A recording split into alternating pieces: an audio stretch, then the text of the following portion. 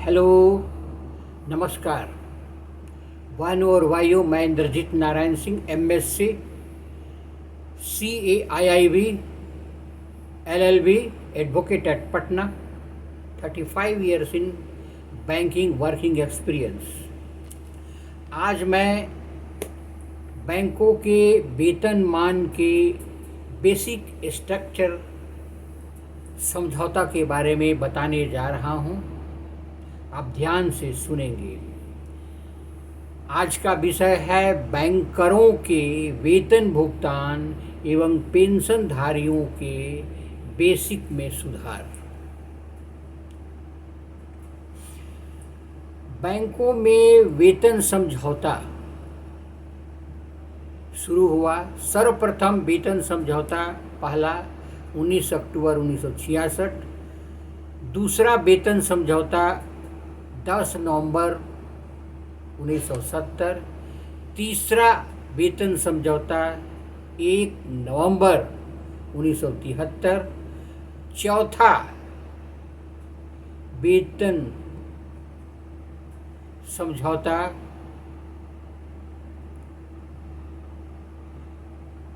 उसके बाद पांचवा वेतन समझौता हुआ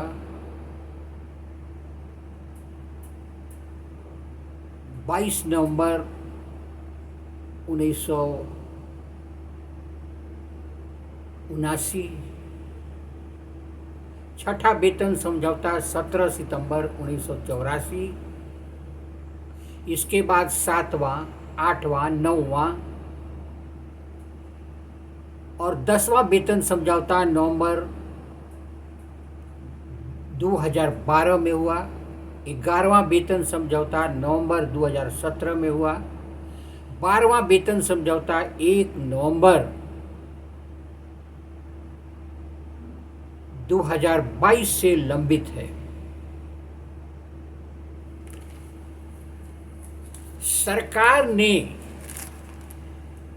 बैंकों की प्रमुख संस्था भारतीय बैंक संघ IBA, इंडियन बैंक्स एसोसिएशन से कर्मचारियों के लिए 12वीं द्विपक्षीय वेतन समझौता के लिए बातचीत की प्रक्रिया शुरू करने और इसे 1 दिसंबर तक अंतिम रूप देने को कहा है। अभी सार्वजनिक क्षेत्र के बैंकों, पब्लिक सेक्टर बैंक के कर्मचारियों का वेतन लंबित है। यह सबसे बड़ी अहम मुद्दा है कि अवकाश प्राप्त कर्मचारियों अर्थात पेंशनरों से संबंधित है। इन सारे वेतन समझौता पर IBA और पेंशन का बेसिक स्ट्रक्चर कभी नहीं बढ़ा। सरकार भी पेंशनर के बेसिक को नहीं बढ़ाना चाहती। सबसे बड़ी बात है स्वार्थी कर्मचारी के यूनियन के जनरल सेक्रेटरी जो वेतन समझौता में बैठते हैं, उन्होंने इस पर ध्यान नहीं दिया। अर्थात सेल्फिश एम्प्लॉइज यूनियन के जनरल सेक्रेटरी, शुरू से इस पर कोई वार्ता नहीं हुआ। पेंशनर ने भी अपनी यूनियन बना रखी है, पर सरकार उनसे बात नहीं करना चाहती। पेंशनर यूनियन कुछ लोगों का एक मौज मस्ती का दुकान बनकर रह गया है। पेंशनर के पैसा से कुछ लोग पिकनिक का साधन बना रखा है, जिसके पैसे से वे पूरे देश का भ्रमण करते हैं। इनका सिद्धांत है खाओ पियो मौज करो। अब तो अप्रैल 2010 से बैंकों में एनपीएस लागू है। वेतन तो बढ़ेगा लेकिन पेंशन नहीं मिलेगा। फिर भी पुराने पेंशनर का बेसिक स्ट्रक्चर बढ़ना चाहिए था। भारत सरकार के पुराने पेंशनर का बेसिक स्ट्रक्चर प्रत्येक वेतन समझौता के सिफारिश पर बढ़ता है। इस आधार पर बैंकों के पुराने पेंशनर का भी बेसिक स्ट्रक्चर बढ़ना चाहिए था।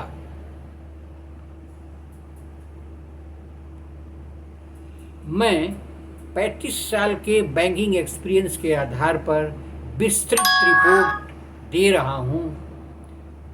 इसे आप लैंडमार्क नॉलेज समझेंगे। सुनिए साथियों,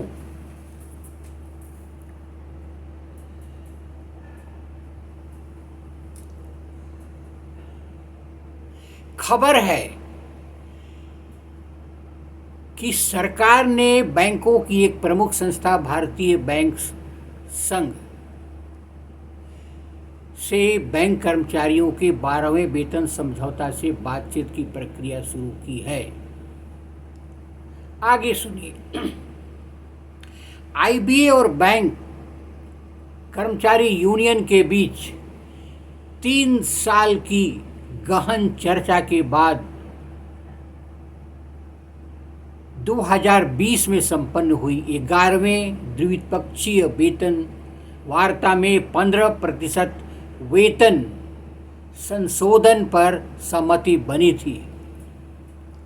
लिपिक कर्मचारियों के लिए यह वेतन समझौता कवर किए गए बैंकों के 3,385 करोड़ रुपए के वार्षिक खर्च में बदल गया।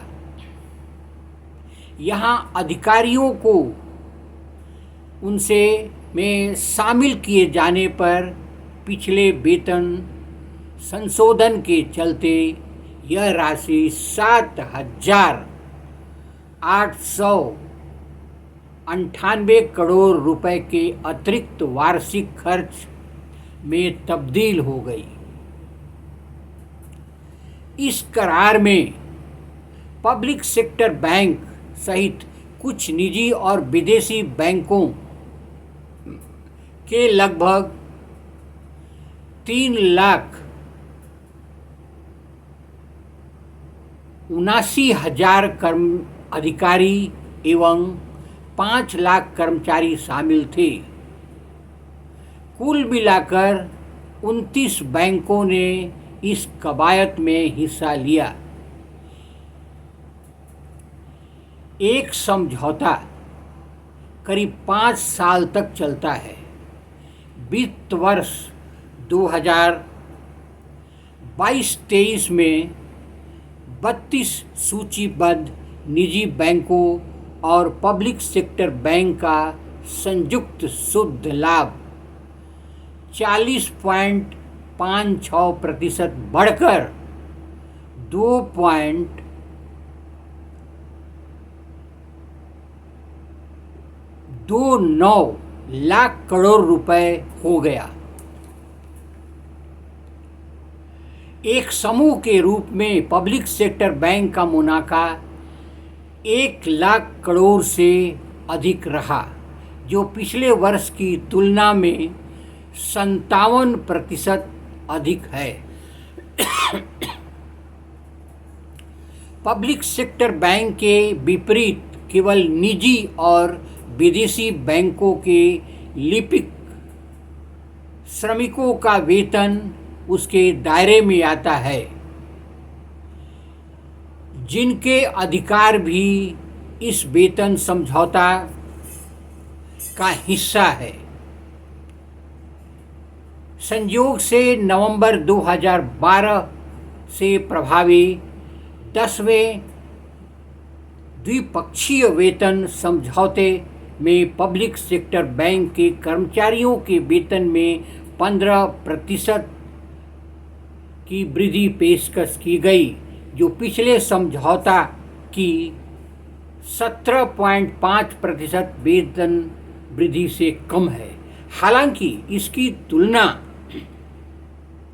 बिल्कुल नहीं की जा सकती, क्योंकि पिछली वृद्धि की गणना का आधार पेंशन और ग्रेच्युटी सहित एक कर्मचारी का पारिश्रमिक था, जबकि 10वें द्विपक्षीय समझौते में सेवानिवृत्ति का लाभ शामिल नहीं था। पिछले समझौते में पब्लिक सेक्टर बैंक के परिचालन और शुद्ध मुनाफे के आधार पर प्रदर्शन आधारित प्रोत्साहन की अवधारणा पेश की गई थी। निजी और विदेशी बैंकों के लिए यह वैकल्पिक था। पब्लिक सेक्टर बैंक एक दूसरे से बहुत अलग हैं। हालांकि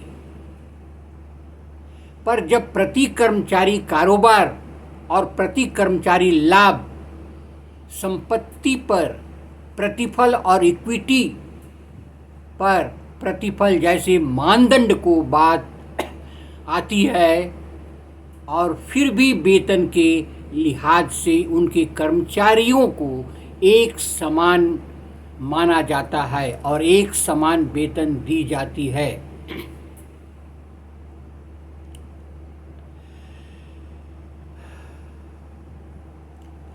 निश्चित तौर पर प्रदर्शन की पुरस्कार नहीं मिलता। पिछले वेतन समझौता में प्रदर्शन आधारित प्रोत्साहन को शामिल किया गया था, जिसके जरिए इस मुद्दे को आंशिक रूप से निपटने की कोशिश की गई थी। इस बार आगे देखिए होता है क्या। यह तब महत्वपूर्ण है जब भयंकर प्रतिस्पर्धा हो रही है और बैंक जमा और ऋण दोनों के लिए कड़ी मेहनत कर रहा है। नौकरी की सुरक्षा के अलावा कनिष्ठ और मध्यम स्तर के सरकारी बैंकों के कर्मचारी का ध्यान निजी बैंकों के समकक्ष बैंकों के कर्मचारियों का ध्यान निजी बैंकों के समकक्ष बैंकों की तुलना में बेहतर तरीके से रखा जाता है। जैसे जैसे वे सीढ़ी चढ़ते हैं और कम होते जाता है। आम तौर पर स्केल 4 मुख्य प्रबंधक अर्थात चीफ मैनेजर से निजी क्षेत्र के बैंकर सार्वजनिक क्षेत्र के अपने समकक्ष वेतनों की तुलना में अधिक कमाई करना शुरू कर देते हैं। यही कारण है कि स्केल 4 और उससे ऊपर पब्लिक सेक्टर बैंक में नौकरी छोड़ने की दर काफ़ी अधिक है। पर्याप्त भुगतान दिए बिना ही प्रतिभाशाली लोगों को अपने साथ जोड़े रखना पब्लिक सेक्टर बैंक के मानव संसाधन विकास के लिए सबसे बड़ी चुनौती है। इसके साथ ही दिए जाने वाले भत्ते की भुगतान जा सकने का विकल्प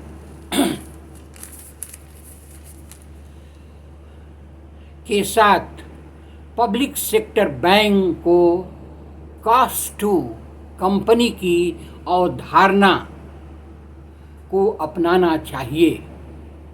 इससे निजी और सार्वजनिक क्षेत्र के बैंकरों के बीच वेतन पैकेज में अंतर करने में मदद मिलेगी।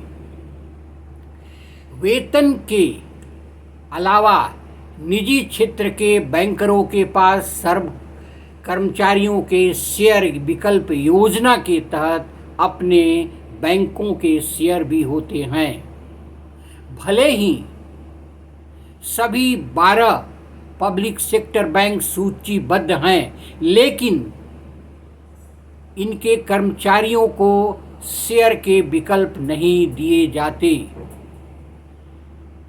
कम से कम 2 पब्लिक सेक्टर बैंक ने अपने कर्मचारियों को शेयर विकल्प देने के प्रस्ताव के साथ सरकार से संपर्क किया है, लेकिन इससे जुड़ी फाइलें वित्त मंत्रालय के बैंकिंग विभाग में धूल चाट रही है। कुछ पब्लिक सेक्टर बैंक ने कर्मचारी शेयर खरीद योजना के तहत अपने कर्मचारियों को बाजार मूल्य के लिहाज से थोड़ी छूट पर शेयर बेचे हैं। हालांकि एक सवाल बना हुआ है कि यदि निजी क्षेत्र के बैंकों के लिहाज से वेतन समानता है तो क्या वेतनमान भर्ती प्रक्रिया जारी रह सकती है? क्या बैंकरों को सुनिश्चित वेतन के अलावा सेवानिवृत्ति की उम्र तक पहुंचने तक रोजगार की गारंटी दी जा सकती है? वेतन समझौता के दायरे में पब्लिक सेक्टर बैंक के प्रबंध निदेशक एमडी और कार्यकारी निदेशक ईडी नहीं, और भारतीय स्टेट बैंक के मामले में अध्यक्ष भी इसके दायरे में नहीं आते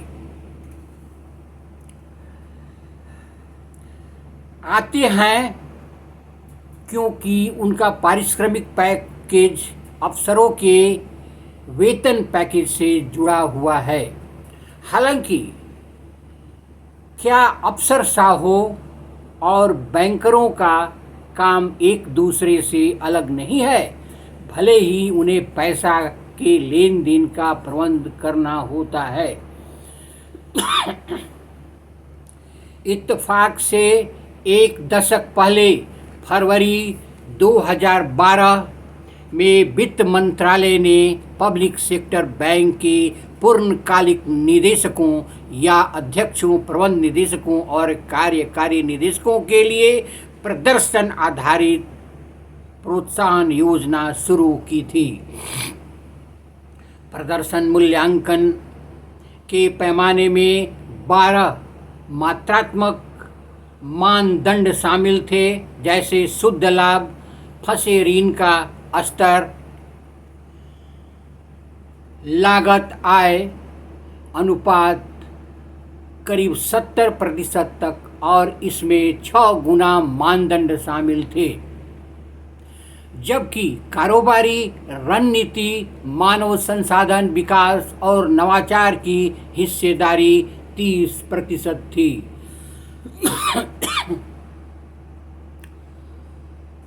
बोर्ड की एक उप समिति, जिसे पारिश्रमिक समिति कहा जाता है, उसे भी इस मानदंडों का शीर्ष अधिकारियों के प्रदर्शन का आकलन करने का काम सौंपा गया है।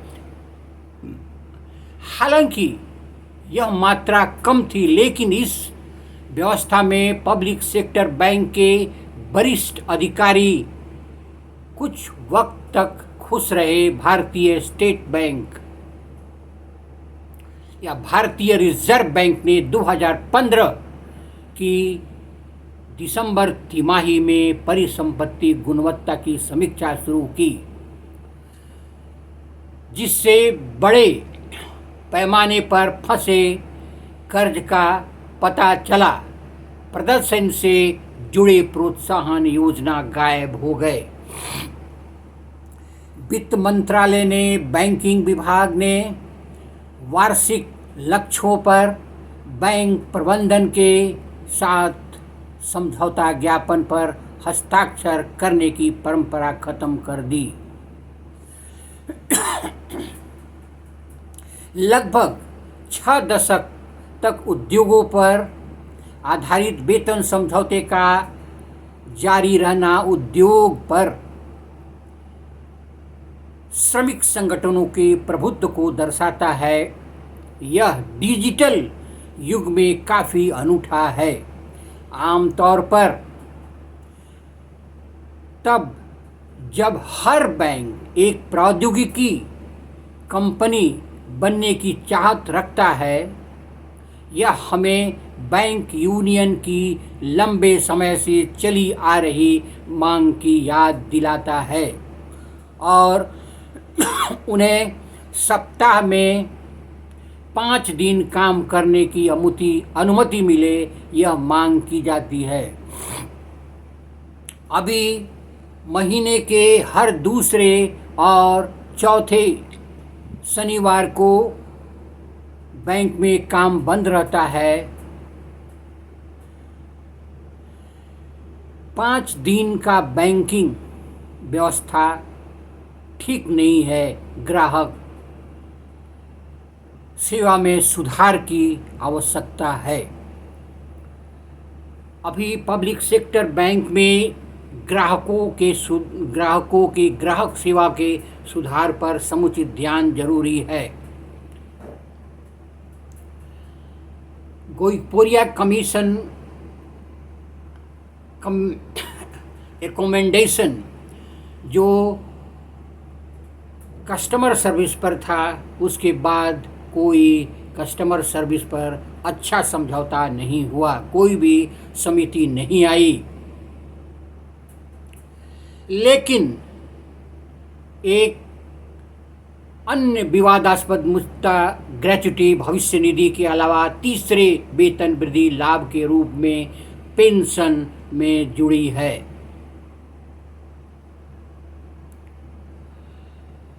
आज मैंने वेतन समझौता के बारे में समुचित विवरण दिया, बैंक बाइपार्टाइट सेटलमेंट के बारे में बताया, जो ऐतिहासिक परिप्रेक्ष्य के रूप में आप इसे देखेंगे। यह लैंडमार्क नॉलेज है बैंकरों के लिए, सामान्य लोगों के लिए। आप मेरे चैनल को लाइक करें, सब्सक्राइब करें और शुरू से अंत तक देखें ताकि वेतन समझौता का समुचित ज्ञान आपको प्राप्त हो सके। धन्यवाद, नमस्कार। मैं इंद्रजीत नारायण सिंह आपसे एक्सपेक्ट करता हूं कि आप सब्सक्राइब करेंगे। धन्यवाद।